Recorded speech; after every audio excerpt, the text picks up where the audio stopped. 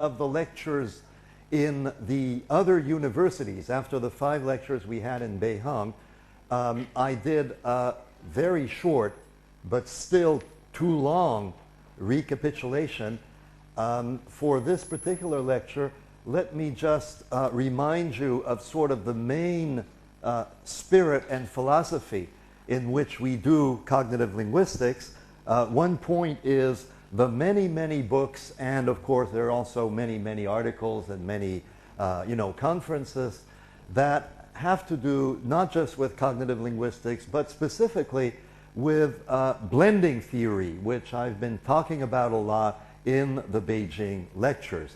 And blending theory has to do with the organization of conceptual mappings that are creative both in the long term, giving rise to human creation in mathematics, art, science, religion, but also creative on the moment, where you are able, as you interact with others, for example, understand humor, understand jokes, understand stories, you are able to do blending on the spot.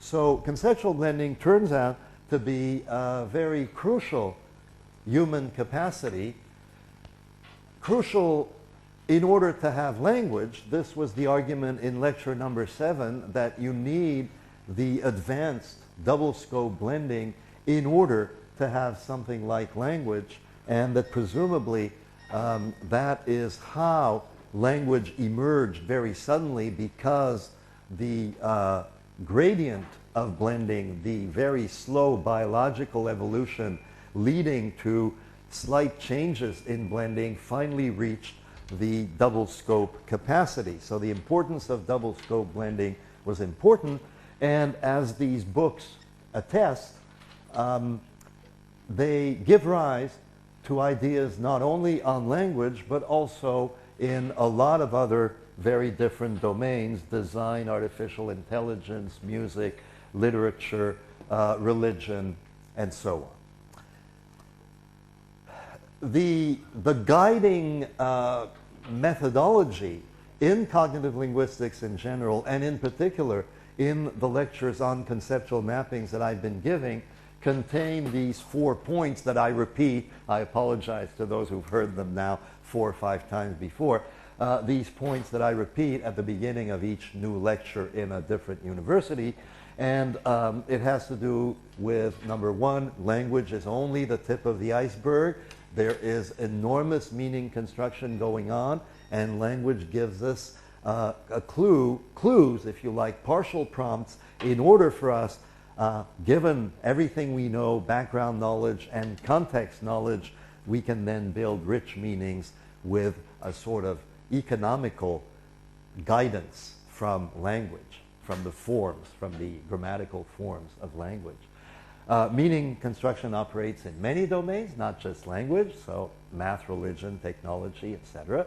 The same kind of human conceptual mappings are responsible for activities that are very specific to the human species, that other species do not have this, for better or for worse.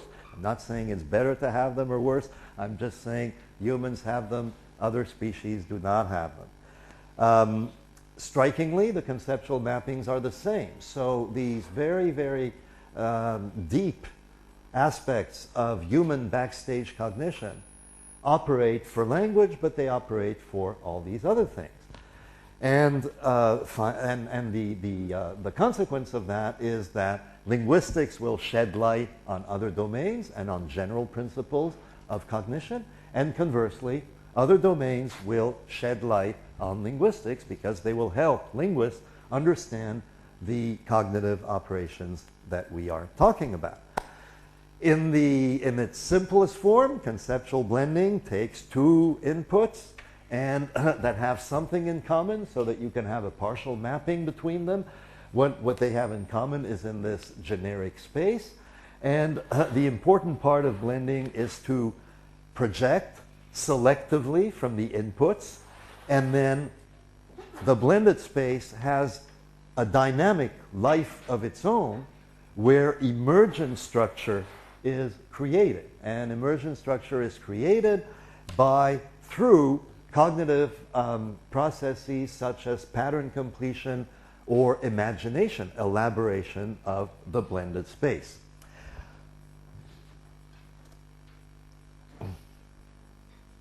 Those are the initial fundamental principles of conceptual blending, but then you also have, and I won't talk about them here, you also have a number of important governing principles that constrain conceptual blending in various ways.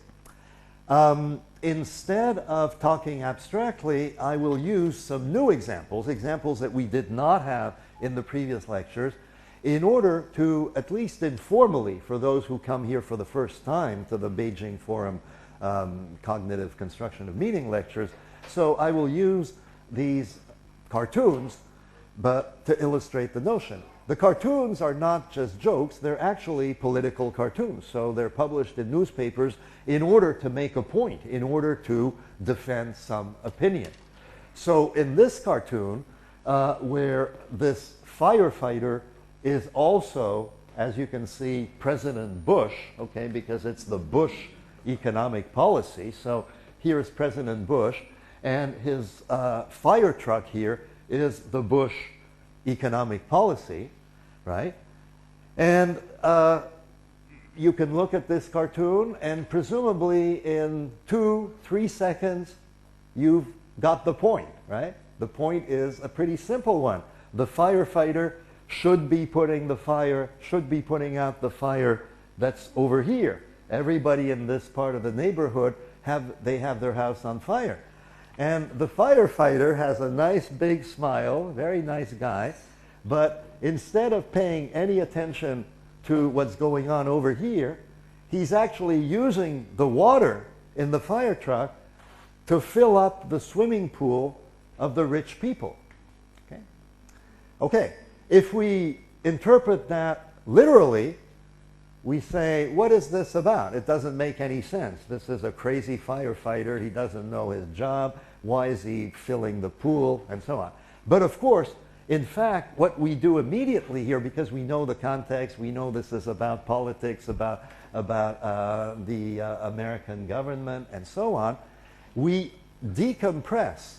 This is the blended space, and we decompress the blended space into a number of inputs. There can be more than 2 inputs.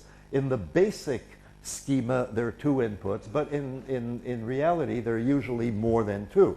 So in the case of the firefighter, there are 2 main inputs. One is the input of firefighters who put out fires and so on.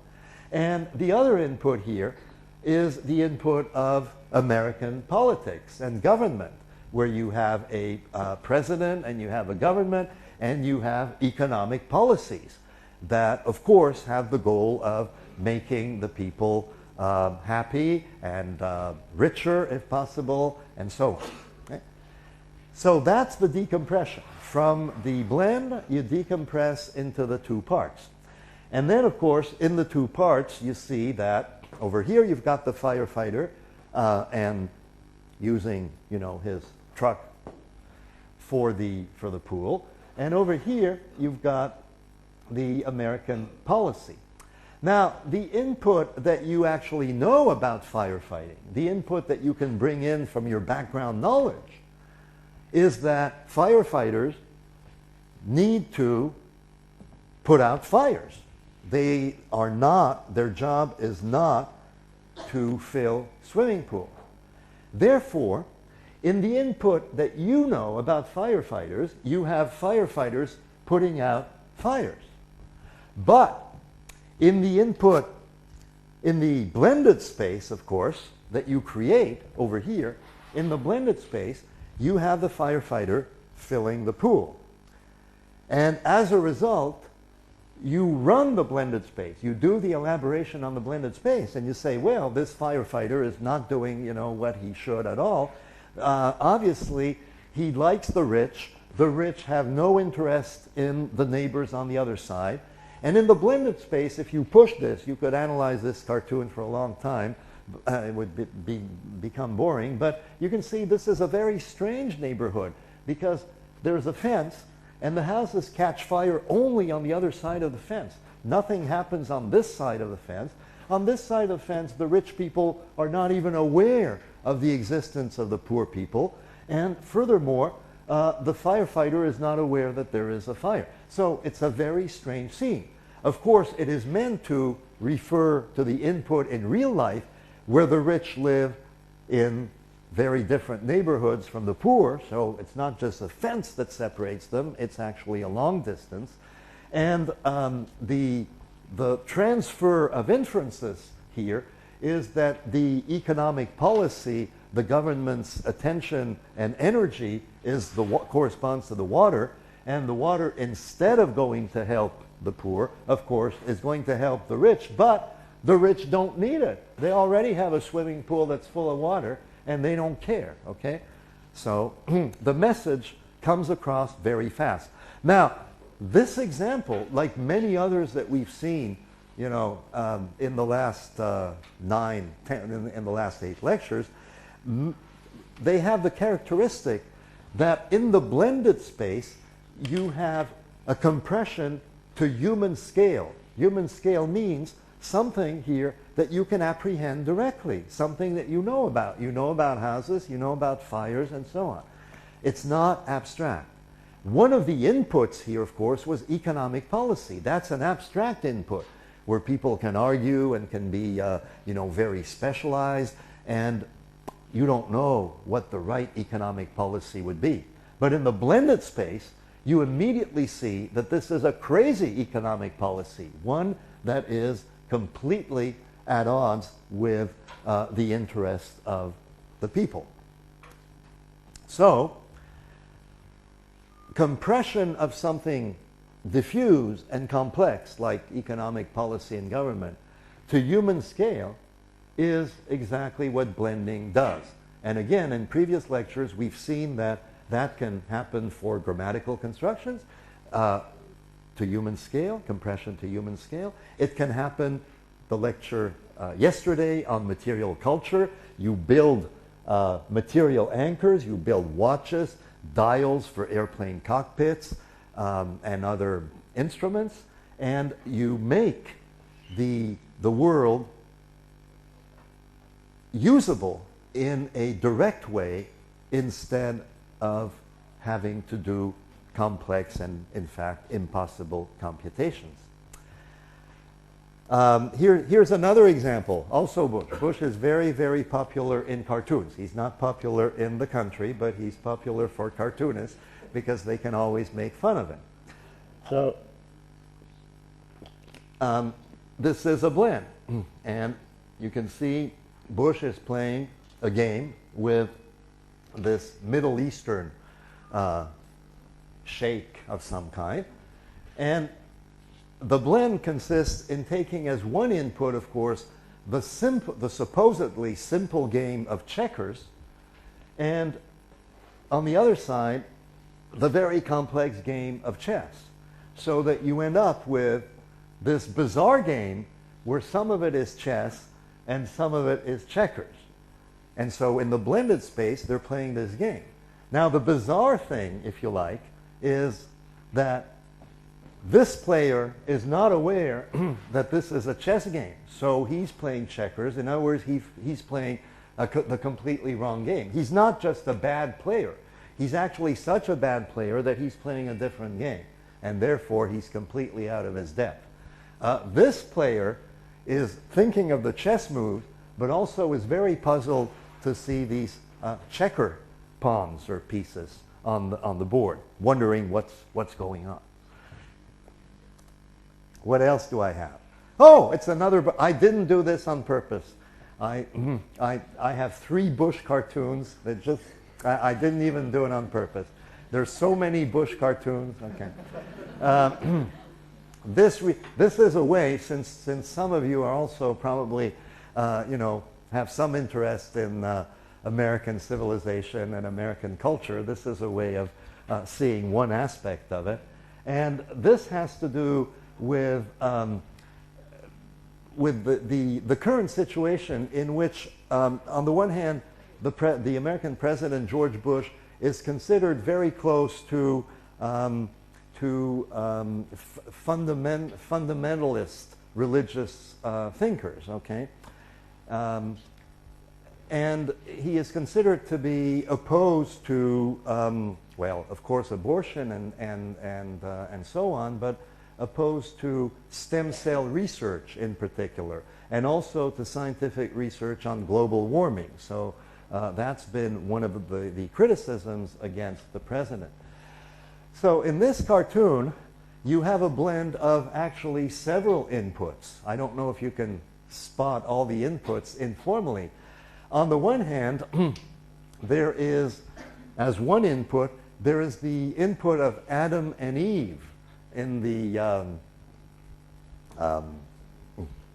Bible version, if you like, Christian version of the Genesis, where there's the tree and the apple, you know, and Eve takes the apple and Adam bites the apple, and they are not supposed to do that. This is forbidden by God. So one of the inputs is God here forbidding the Adam and Eve to get the apple. But from another input in the blend, instead of putting Adam and Eve here, they've put the scientist, Newton.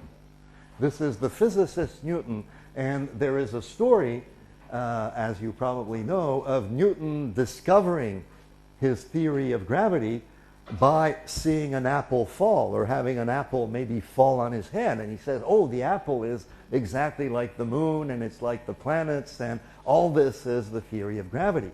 So that's a different input, of course, from Adam and Eve. That's the second input.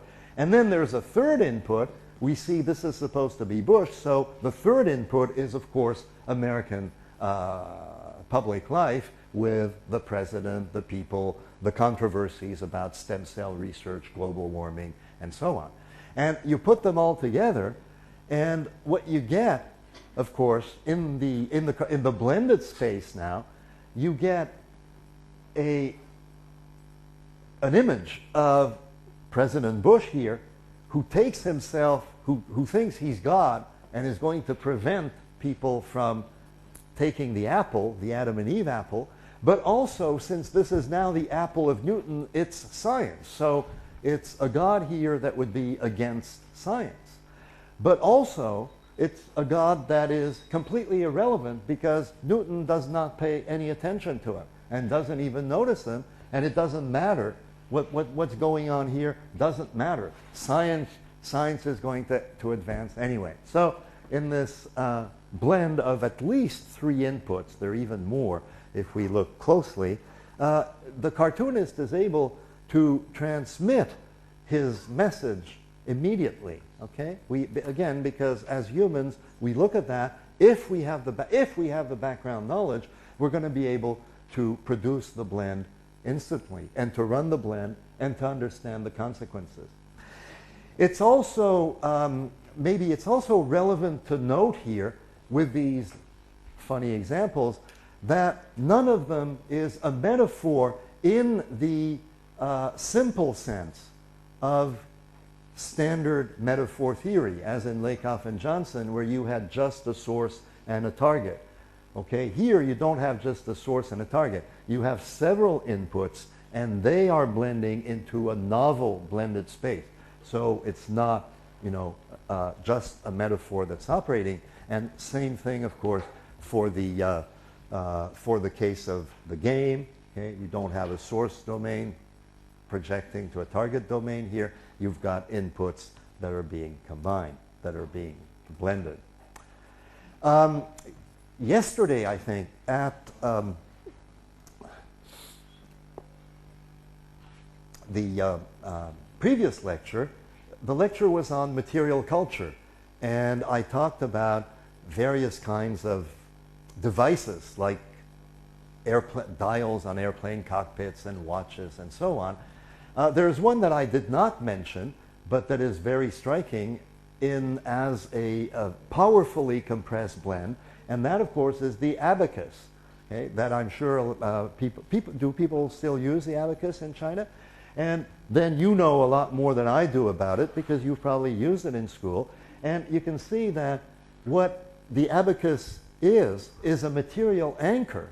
In itself, it's just little beads that you can move on little metal rods, right? So it's a very simple device. It blends with, of course, the functioning of arithmetic in a complex way, multiplication, addition, and so on. And so you map all these aspects of the material object, you map them on to arithmetical concepts or arithmetical manipulations.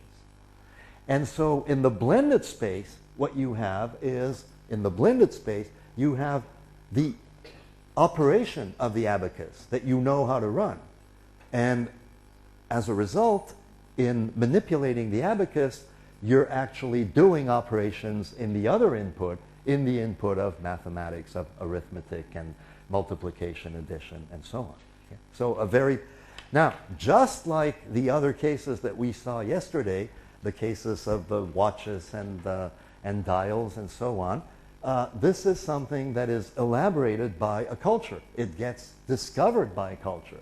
People don't just find an abacus one day, in the sand and say, that would be interesting. It would be fun to use that for calculation. People actually do a lot of work to produce the best possible material anchor that they can then use as a blend. And just like clocks and watches and so on, material anchors of this kind can then be transmitted to children. Okay? And the children can be taught to use the abacus. And in learning to use the material anchor in order to do the arithmetic, they also learn the arithmetic, presumably. So they learn by manipulation of the object, they learn the conceptual structure behind it, multiplication, addition, and so forth. Just as the children will learn time by first manipulating toy watches, they don't know what it means, and little by little, they will connect it to the conceptual spaces related to time. So this is actually a very powerful way in which human thinking, not just of individuals, but of cultures, stabilizes knowledge through material objects that can be built, manipulated, and then transmitted. A very interesting result from the discovery that material anchors played such a great role in conceptual blending. This discovery was made by my colleague Ed Hutchins, who's a cognitive scientist anthropologist. Okay, we went over, in the previous lectures, we went over different kinds, different types of conceptual blends that went from more simple, simplex blend, as in Paul is the father of Sally, where you blend the frame of kinship with the people, Paul and Sally, to slightly more complex, the mirror blend, where the inputs have the same frame, and the examples we had were the regatta, the boat race, the debate with Kant, the runners, the people who break the world record. All those were examples of mirror networks. Then there was the single scope network, where the two inputs are very different from each other. And our example was businessmen described as boxers. Single scope is very much like simple metaphor. You take one input, would be like the source domain, and it would project its frame to the target domain, which would be the second input. So in the blended space, you get the result. But the most interesting, the most important for human purposes is certainly double scope blending. And we've found double scope blending operating now in metaphor, again, over the last 8 lectures, metaphor, counterfactuals, grammatical constructions, artifacts, technology like computer desktop, like the abacus, like the watch, religious rituals, and on and on. So the argument that was made in lecture 7 was that double scope was the condition for these human activities of language, technology, religion, and science, which all came about, which all seem to have sort of arisen at the same time. So what I'd like to do, my goal today, in today's lecture, is to go a little bit beyond that and to talk about the fact that what people are actually doing is not just integrating 1, 2, or 3 inputs, even double scope, which is already, again, very advanced, but they're actually building elaborate networks of integration, elaborate networks of blending. The goal, as we said before, the goal is to achieve compression of certain kinds. And these are the overarching goals of compression that you can meet with blending. Making, again, making complex structures easy for humans to manipulate and to transmit to future generations. Now, we all, in one of the lectures, I think it was Sunday number 5 on metaphor, we've already studied in some detail a complex integration network, the integration network for time. And the data, the kind of data that motivated this network had to do with all kinds of ways that we think and talk about time, where we have subjective speeds and subjective lengths for time. And again, you can look at these examples if you have not seen them before. On Sunday then, we developed the argument that you did not just have a simple space-to-time projection, like source is space and time is target, and you get the space-time metaphor, but that in fact you had to build a much fancier network, and this is the network we came up with. There's nothing, let's say, surprising about finding such networks, because we have minds that are capable of very, very powerful integration. And we can do successive integrations, and so we come up with this kind of network for time. Now, this network, however, has become entrenched. It is one that we share. We think about time in the same way. That is the kind of examples that I showed you just now. These examples are shared by the community. When somebody says time came to a halt, or when somebody says, where have all these years disappeared? Or when somebody says, the years go by so fast. All of this is, for us, totally, very directly intelligible.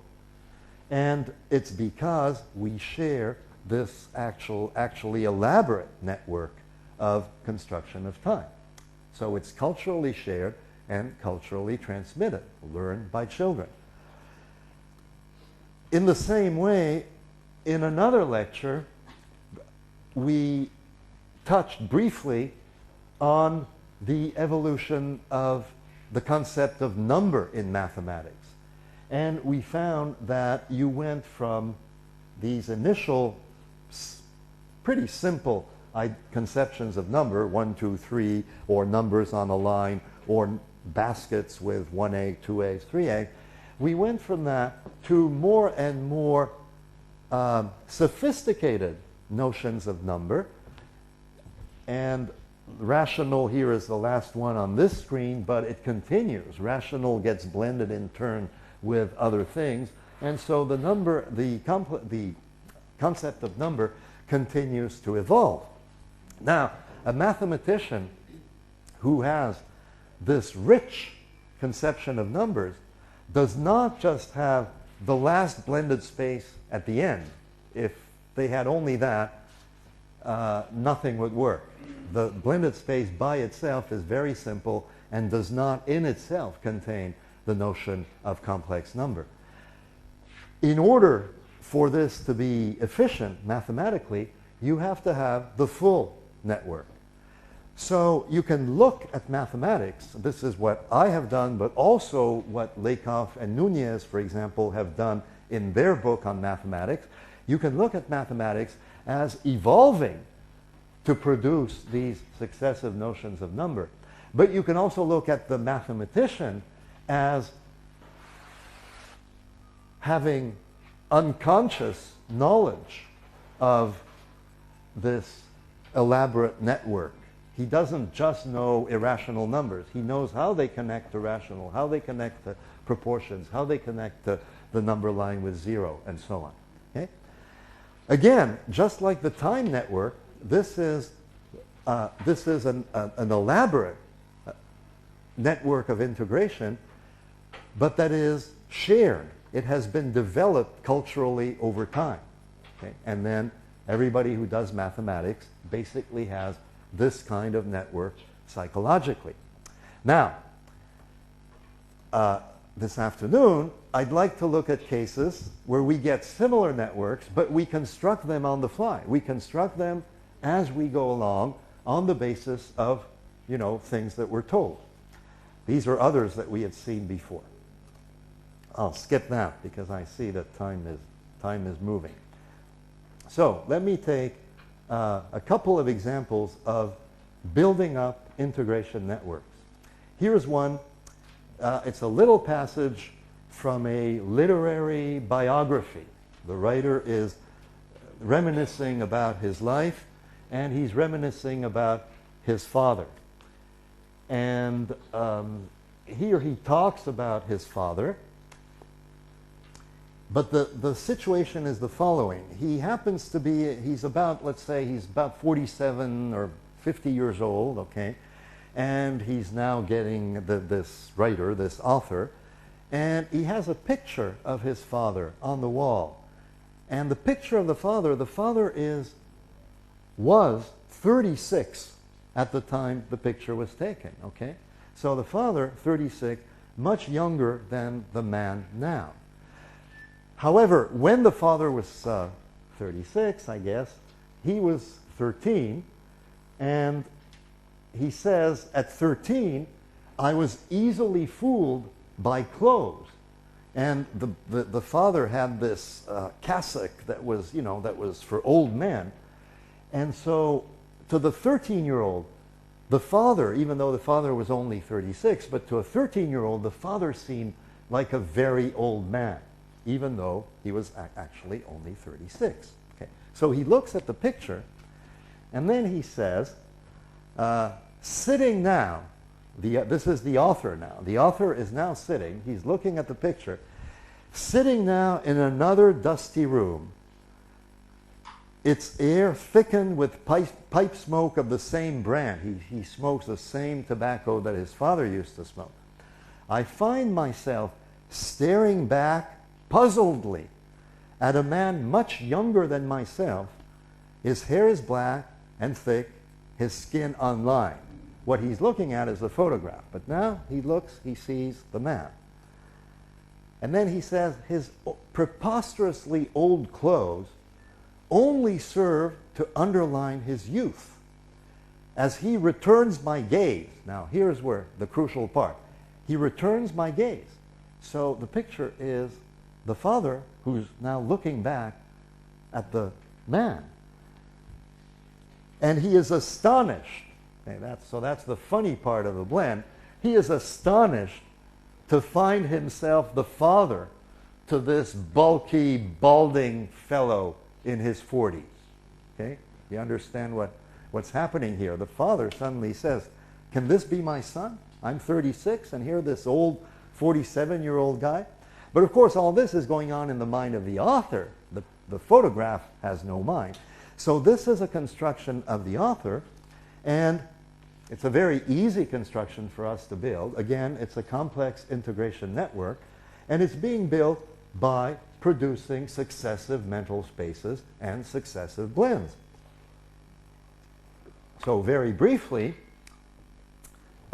here is the outline of the mental space structure that's being built. You start over here, you have the 13-year-old son and the 36-year-old father. That's what he's remembering when he was 13. And this is what was going on in the mind of the son. The son found the father very old. Notice that B1 is the counterpart of B2. A1 is the counterpart of A2. This is standard mental space terminology or notation that we introduced in the very first lecture. So the connection here is between counterparts. A1 is the counterpart of A1 here and of alpha here. The father, the 36-year-old father, corresponds to the photograph that the man, B, who is 47, is looking at. So this mental space corresponds at the reality of what's actually going on. Okay? This mental space corresponds to what he remembers of his father. This mental space over here corresponds to what he remembers that he, as a child, thought of his father. He thought his father was very old. Now, we put some of these together and we get a blend here. We take the photograph, we bring in the photograph, and the photograph is mapped onto the young father, and so in the blend we get the young father. And we get the son from here, okay, who is 47, but we get from here the fact that he is the son of this man, okay, because here he's the son of the 36-year-old man. So now in the blended space, we have the 47-year-old son of a 36-year-old father. That's the first result. But the second result is now pattern completion applies, as in all the other blends that we've seen. That is, we have the two people, the father and the son. The son is looking at the father, so the father looks back at the son. And so you run the blend, right? You elaborate the blend. The father is looking at the son, and of course, he is then conscious of a very strange situation, that he is 36 and he has this old, bald, son, right? So you can see that it's by elaborating the blend here that you get the description that you actually find in the author is saying, astonished to find himself the father to this. Okay. What's the point here? There are 2 points. One is, cognitively, we read the book, we come to this passage, we have no trouble at all reading this passage. We just read on. We appreciate or don't appreciate, but we read on. We are not suddenly, puzzled, saying, what can this mean? How can the father be younger than the son? And how can a photograph be thinking? We don't do it. We don't do that. We automatically do the blending. Okay? And this is part of, again, the way that we build meaning. This is not an exceptional case. This is what we've seen over and over again. Of course, these cases are more visible. We can sort of bring out, but they're using the same operations that we've seen in just all of language. Now, the other point is that you can achieve some literary effects by making some of the blends more visible, as in this case.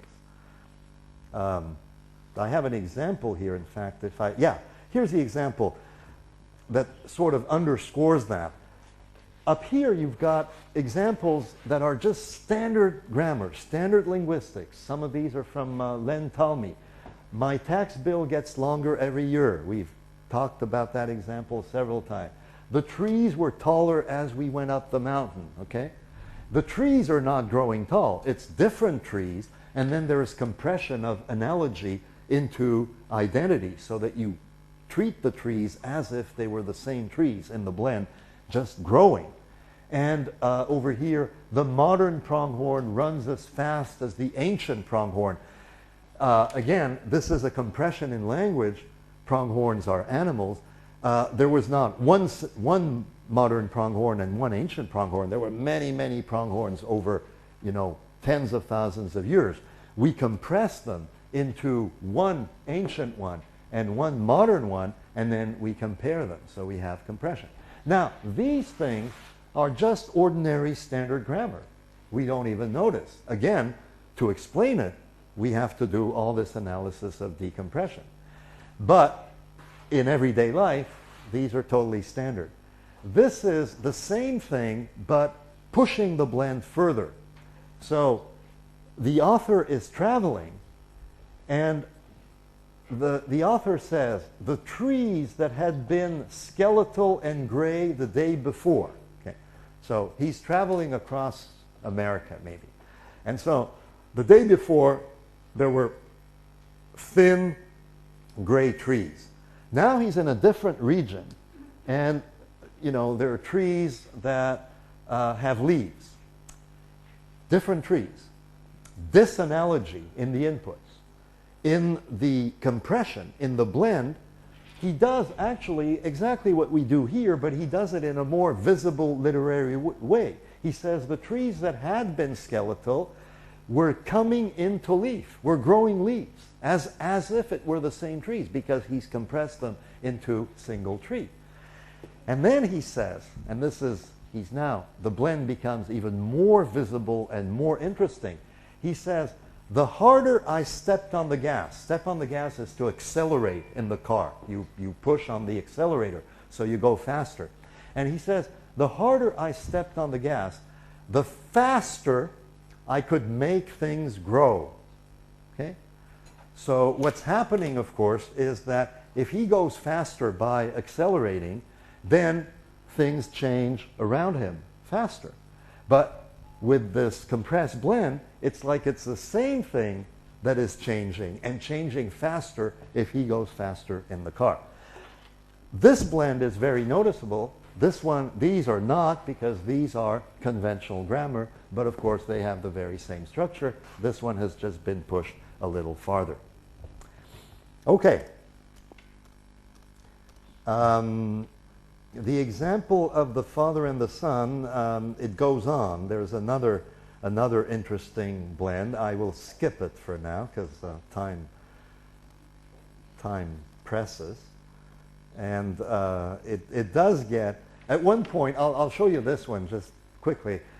The same author with the Father and the photograph, he finally meets his father. His father is not dead, but he had lost contact with the father.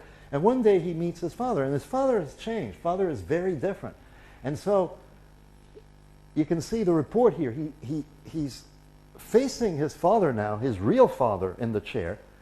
And he says, there were two men in my father's chair. One was my contemporary. The man looks like him. It doesn't look at all like his memory of his father. And a cheerful, bearded, radical debunker, a guy who talks a lot and so on. That's the way his father actually is now. And he says, I could only see the other man, a far older man, if I squinted hard, like this. Because, of course, in his memory is of his father being older, and so he knows that the man here has to be older than him. But the man has a modern look. And so, notice the way it's said, he's decompressed. Here's a single man, and he's now decompressing the single man into two inputs. The modern one that you see, and the really old one that is his father. Again, these are literary devices, but they're just using the ordinary blending operations and making them a little bit more fancy, a little bit more noticeable. Okay, in fact, and then he goes on and he says, while my father talked, I tried and failed to get the two men to coalesce into one person, but they wouldn't go. So it's like he's talking informally about blending theory, saying, ooh, I have these two men. I know they're really only one man, my father, but they're so different. So I want to get them back into a single man, but I can't. They're so different from each other.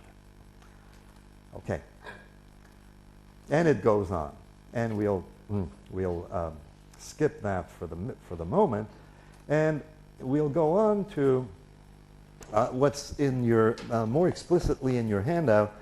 The theoretical points I want to emphasize this afternoon are that there are things that we call metaphor, things that we call blends, things that we call metonymies, but those are surface descriptions.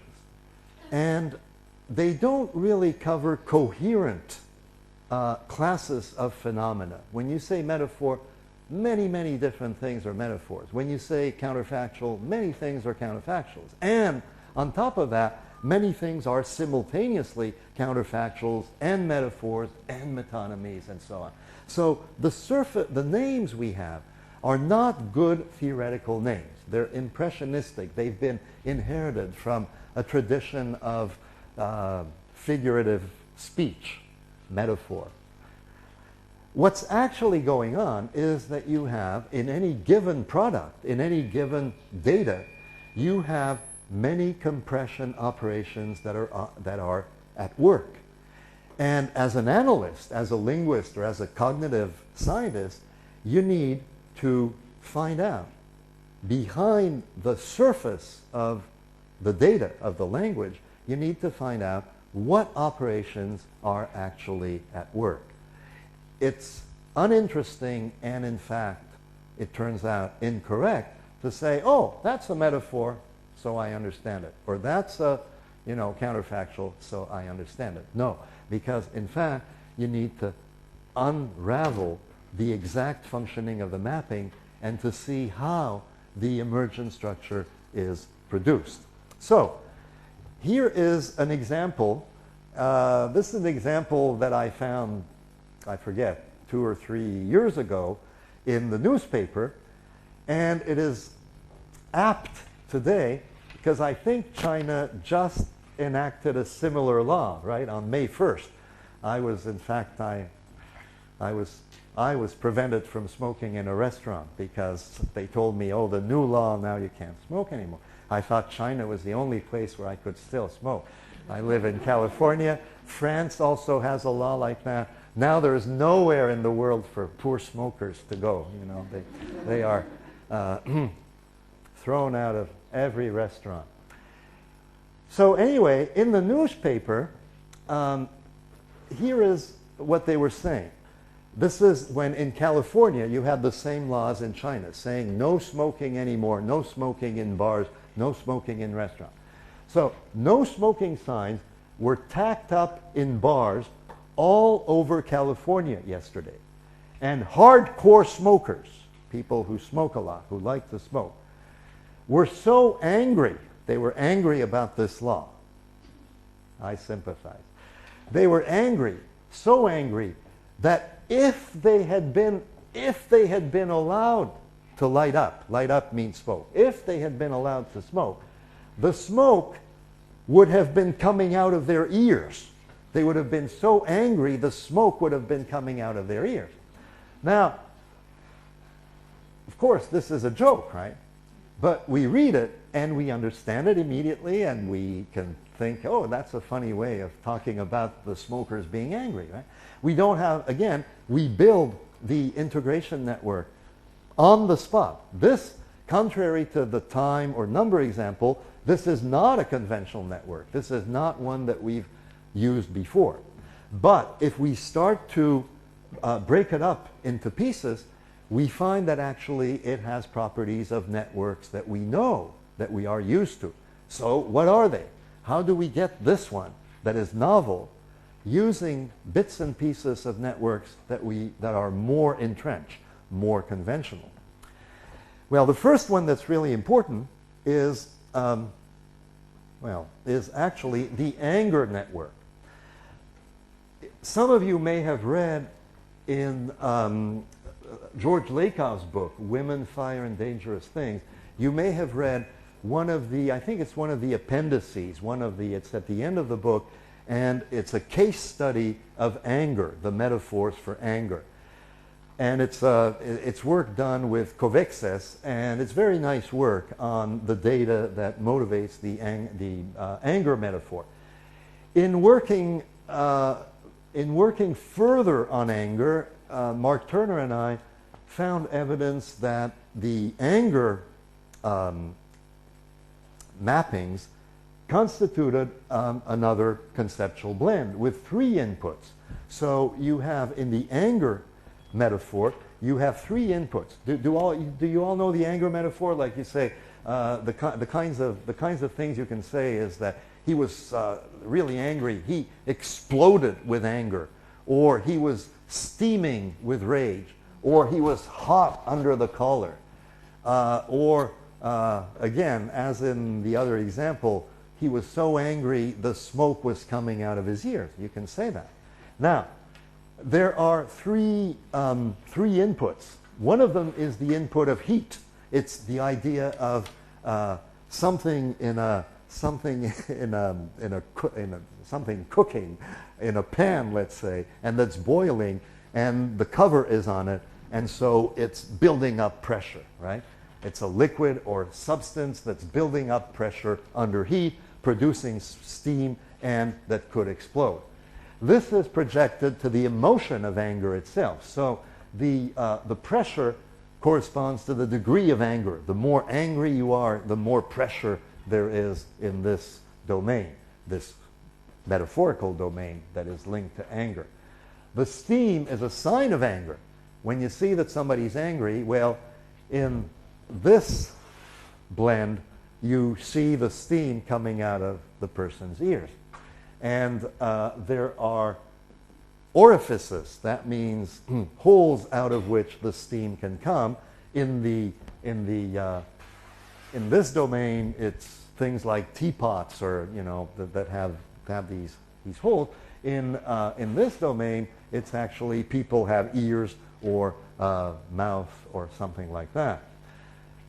Now, the third input has to do with the physiology. This is a folk theory, but that correlates the way people look and their emotions. So if they're angry, all things being equal, it is thought that they will tend to be red, or they'll tend to have higher blood pressure, or they will tend to perspire more, okay? Signs, all this will be signs of anger.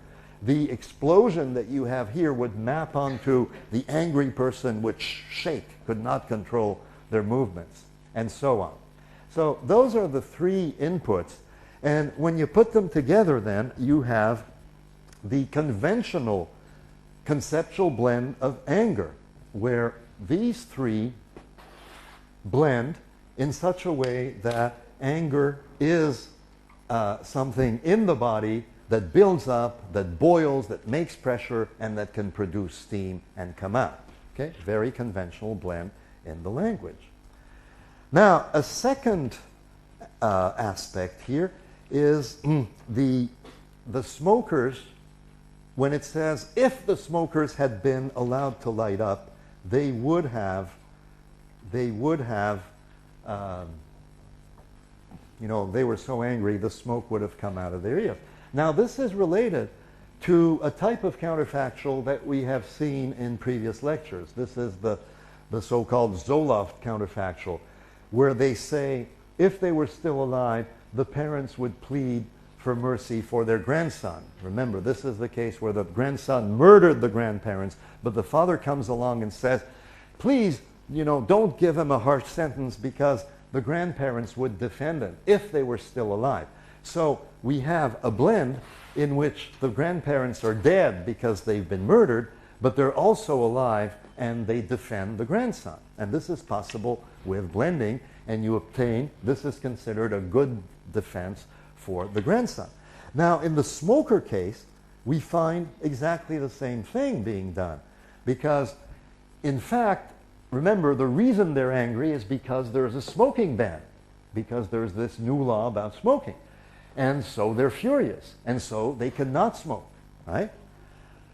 But in the blended space, it says if they could smoke, if they were allowed to smoke. So the blended space brings in the counterfactual situation, where there is no law. Nothing prevents them from smoking. You bring that in, and now they're allowed to smoke, but they're still furious. That's being brought in from this input. And there's a smoking ban in place. That's also brought in from this input. Logically, this is contradictory, because if they're allowed to smoke, then they have no reason to be furious. So, But this is, of course, like the example with the grandparents and the grandson. If the grandparents are alive, there's no reason for the grandson to go to jail, because there was no murder. On the other hand, if the grandson murdered the grandparents, then they're not alive and they can't be there. So we produce these kinds of networks, again, very easily. Okay? We combine them together. We get something here that is illogical, but that works perfectly. We understand the degree, this serves to point to the degree of anger that since they're smokers, if they could smoke, then they would smoke a lot to show their anger. But why would they smoke a lot to show their anger? That doesn't make any sense, because if you're a smoker, you know, it's not because you're angry that you suddenly start to smoke a lot. So the smoke that we're talking about here is not real smoke. It's metaphorical smoke. It's the smoke that comes from the anger metaphor. In the anger metaphor, angry people have smoke coming out of their ears because in the input of heat and fire and so on, there is smoke.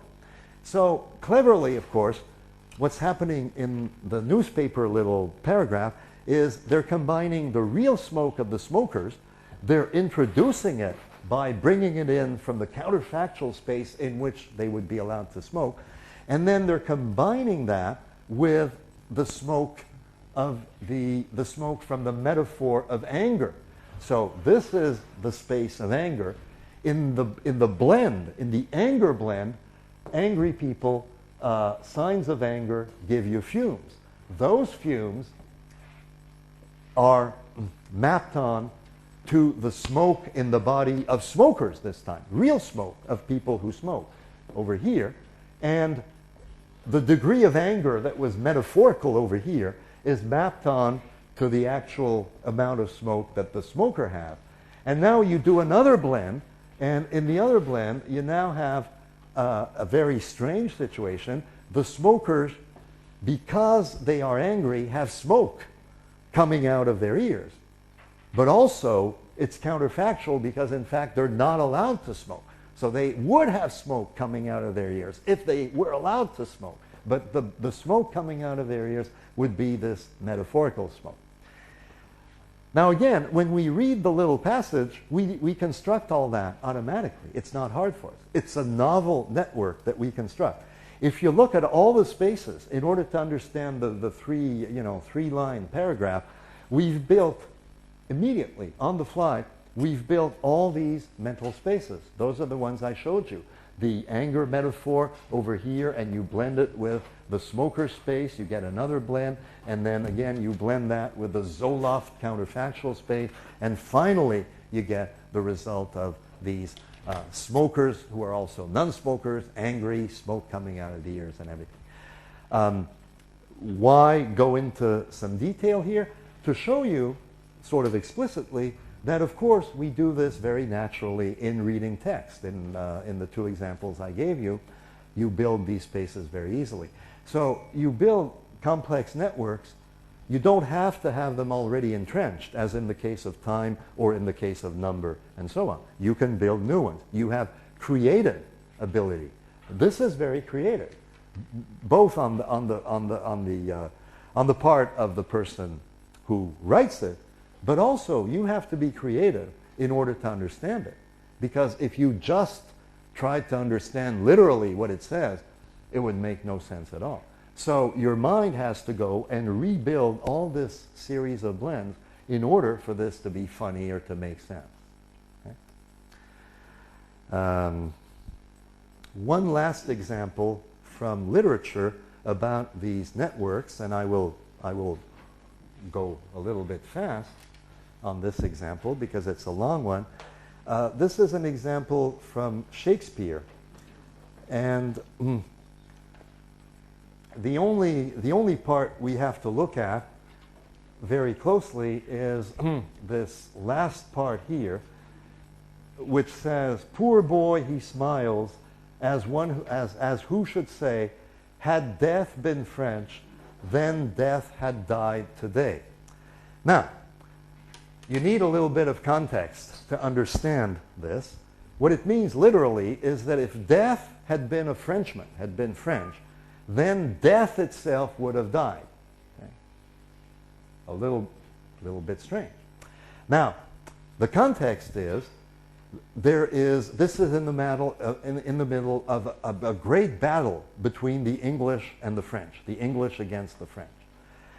And the father, whose name is Talbot, he is carrying his son the father and the son have both been fighting the French. But the son has been mortally wounded. Okay, so the son is dying, and the father is carrying the son. And he's trying to revive the son. He's saying, come on, wake up, don't die. Okay? He says to the son, speak to thy father, ere thou yield thy breath. That means speak to thy father before you stop breathing. He tries to excite the young man so that he won't die. And here's what he says. He says, brave death. Here's death is coming to get you. Brave death. Fight against death. How can you best fight against death? Well, you hate the French. You fight very well against Frenchmen, right? So how can you fight against death? Imagine that death is a Frenchman. Imagine, then you'll really want to fight death, okay? And he tells his son, imagine death is a Frenchman, then you'll fight. And then he sees the son is dying. The son is not able to speak. But the father says, poor boy, he smiles, he thinks, had death been French, if death had really been French, then death had died today. That is, if death had really been French, then he would have risen and he would have killed death. But he knows that death is not French, and so he doesn't have the motivation to kill death. Okay? So this is by Shakespeare, and this is, of course, a play with words that seems, you know, very extreme in a way. But again, all he's doing is using very, very conventional integrations, but he's using many of them. And here is the analysis. This is a little passage in Shakespeare that I found. My friend Mark Turner analyzed the passage, so he did all the corresponding blends. And I'm not going to do them, you know, this afternoon because it would take a long, long time. But I'll give you a glimmer of an idea. Here is the last blend that we get, the very last blend where the young man, John Talbot, instead of dying, here's John Talbot, he fights death. Death is French, and because death is French, John Talbot fights death very well and kills death, and death is now dead, and John Talbot is not dead. How do you get that? You need inputs where John Talbot fights French warriors, and you need another input where death is itself a warrior and fights John Talbot. How do you get those inputs? And this is where you go up. You have to look for these, and you find that they also are the result of blends. So you go up, and the one I just showed you, I'm sorry, going too fast. Okay, so this one here is itself a blend that we find detailed over here. So here's death, John Talbot, and now other French warriors on the field. And death, of course, is killing a lot of warriors. Now there are two inputs, Talbot and the French warriors, and over here you have death and killing warriors. And you get this blend. But now, how can death be a warrior? Death is an abstract idea. It's people dying. There's not a person, you know, who is death. So where does this come from? Well, this one in turn is a blend that you have to decompress. And so you decompress it. It's this blend. You decompress it, and you get these two. You get a personified death, which is conventional. All of these are very conventional. We use them all the time. We say death is at the door, or death is coming to get us, and so on. And over here, we have an input of warriors who fight, just normal inputs of war. But this one we have to decompress even more. So we go on and we decompress again to see how we can get from death as a person to death as an abstract cause. And finally, we have to decompress even more, and we find this. So we have to decompress a lot in order to understand Shakespeare's line. And here is a recapitulation of the amount of blending that goes on in understanding the Shakespeare line. Had death been French, death would have died today. However, a lot of this is entrenched. It's conventional networks that you already use all the time. So Shakespeare is not really constructing the whole thing. Shakespeare is taking advantage of the fact that we have all this already available, and then Shakespeare only has to add this last little part to produce something that's very surprising, that if Death had been French, Death would have died. The result is very surprising, but he's really adding only one level of conceptual blending.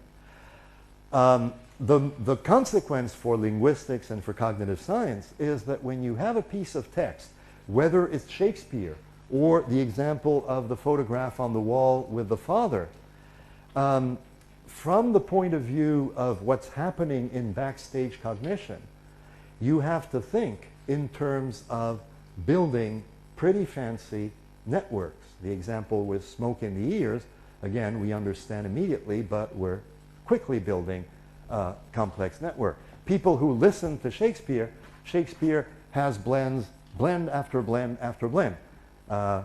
Before coming to China, I went to a conference in Philadelphia that was called Shakespeare and the Blending Mind.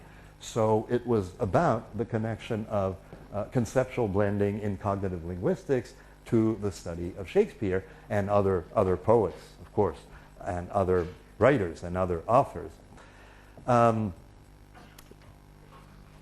Very, very fancy, elaborate backstage cognition going on behind what seem to be one-line sentences. People are doing them with no effort because they go and see a play and they enjoy the play.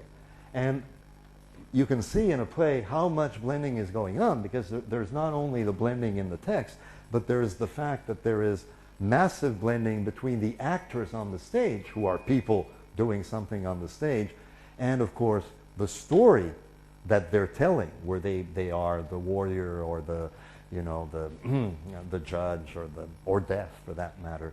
And the audience looking at that is perpetually making these different blends between the real actors, in French we say en chair et en os, flesh and bone actors, and the character that they play. And then within the text, there is blend after blend that's coming all the time. Now, people not only process that very easily, but they enjoy it. They go to the theater, they pay money to be able to do this. So it shows that the idea, often the mistake made in psychology of thinking that if there is complexity, there's going to be cognitive effort, is not true. There can be great complexity and no cognitive effort. Why? Because if you look at your handout here, you'll see in fallacy number 2 and fallacy number 3, I guess, but fallacy number 2 in particular, the fallacy is to think that because we've found something new like blending and more complex, then it's going to be much more costly cognitively for people to do it. They're not going to want to do it. But that's a mistake, because once people have the brains that can do that, it's not hard for them to do it. In fact, they like to use their brain in the best possible way. If you have feet and you can walk, then you can walk across the stage. If you don't, if you're a tree and you don't have feet, then the problem does not arise. But it's not painful for you to walk across the stage because, again, you have exactly the apparatus. It's painful for you to do something extreme, like trying to run very, very fast. That's a different matter. So it can be painful to do advanced mathematics or play advanced chess, because there you have to push your conceptual system to the limit with somebody else. Okay, so that's about it for this afternoon. What I wanted to discuss with you, again, the main point being that it's not the case that you have simple products. Something is a metaphor, something is a counterfactual. If you look at the smoking ears example, smoke coming through the ears, it was metaphorical. It had the metaphor of anger. It was counterfactual. It had the counterfactual of if they had been allowed to smoke. It had a number of metonymies with the smoke standing for the anger and so on. And so the product itself was a complex network with lots of mappings. And it made no sense to ask, should we put it in the box of metaphor? Should we put it in the box of counterfactual? Should we put it in a completely different box? Makes no sense. Okay, I think I'll stop here and have some discussion.